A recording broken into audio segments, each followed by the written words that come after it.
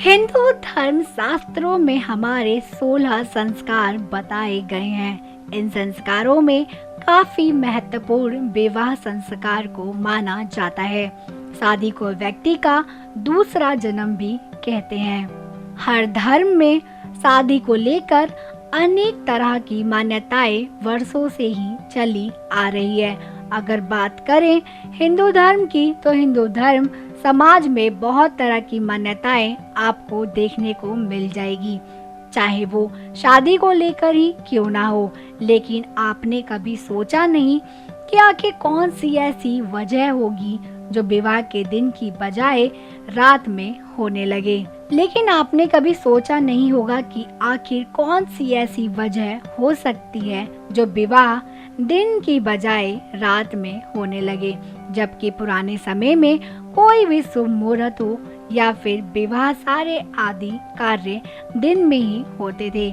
लेकिन आज के समय की बात करें तो सारे शुभ कार्य दिन में, लेकिन शादी रात में ही क्यों होती है। क्या आपके मन में ऐसा कभी ख्याल नहीं आया कि आखिर क्यों ऐसा होता है कि इतना पवित्र रस्म रात में ही क्यों होता है। आइए जानते हैं कि हिंदू धर्म में शादी रात में ही क्यों होती है। लेकिन उससे पहले आपको बता दूं कि हिंदू धर्म में शादी एक पवित्र बंधन माना जाता है।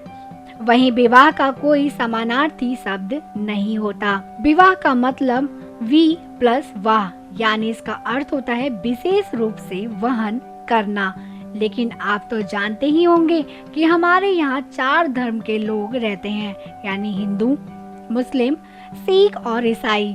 साथ ही हर धर्म की अलग अलग रीति रिवाज बने हुए हैं और उनके इसी रीति रिवाज से वो लोग शादी करते हैं, क्योंकि ये प्रथा वर्षों से चली आ रही है। वहीं हिंदू धर्म में विवाह अन्य धर्मों से बहुत ही अलग तरह से होता है, क्योंकि हिंदू धर्म में एक शादी की मान्यता होती है। वहीं अन्य धर्मों में विवाह में पति और पत्नी के बीच एक प्रकार का करार होता है, जिसे कि विशेष परिस्थितियों में तोड़ा भी जा सकता है।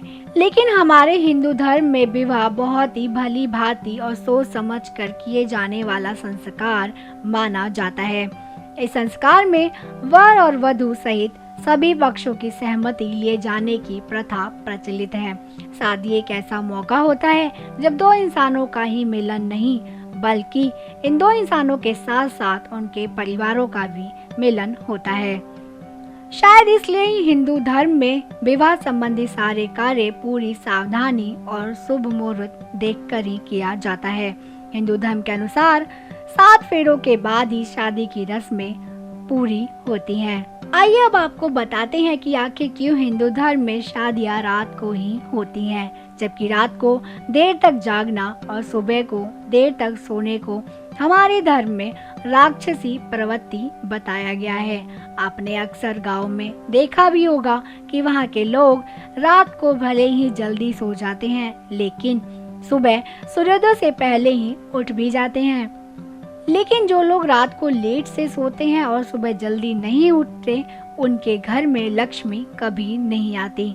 जबकि हिंदू धर्म में ऐसा माना जाता है कि केवल तंत्र मंत्र सिद्धि करने वालों को ही रात्रि में हवन यज्ञ की अनुमति प्राप्त है। वैसे भी प्राचीन समय से ही सनातन धर्मी हिंदू दिन के प्रकाश में ही शुभ कार्य करने के समर्थक रहे हैं। तब हिंदुओं में रात की विवाह की परंपरा कैसे पड़ी? पहले भारत में सभी उत्सव और संस्कार दिन में ही किए जाते थे और आपको बता दूं कि शास्त्रों के अनुसार सीता जी और द्रौपदी का स्वयंवर भी दिन में ही हुआ था।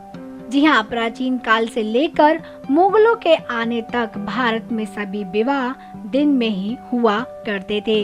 लेकिन आपको बता दें कि इसके पीछे एक रोचक कहानी जुड़ी हुई है। आइए जानते हैं इस कहानी के बारे में।